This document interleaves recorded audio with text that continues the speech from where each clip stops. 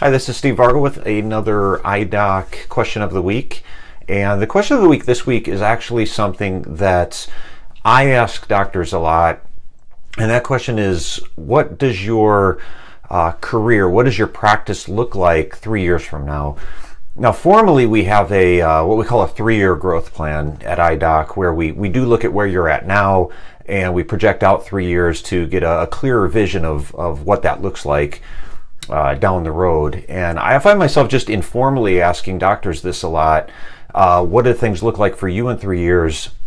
And a lot of times I'm actually less interested in what their answer is and more interested in whether or not they actually have an answer. And something that I've found is that doctors that seem to, their practices perform at a higher level, they seem to consistently outperform the competition.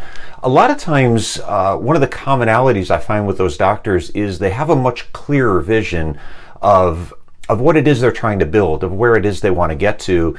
And when I talk with practice owners of practices that might be struggling and feeling challenged a bit more in this industry, I tend to find that they have a much less clear vision of what it is that they want to build.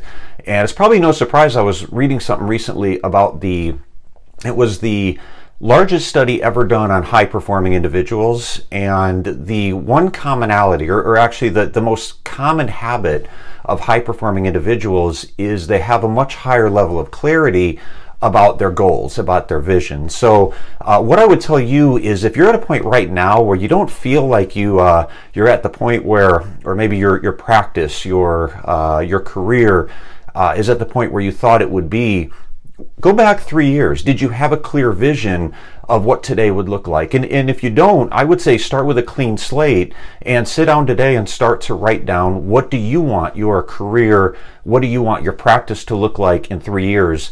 And a large part of doing this is to make sure that you're focusing your efforts on the right things, that you're mapping your efforts to the things that you need to do to put you that much closer to accomplishing your goals.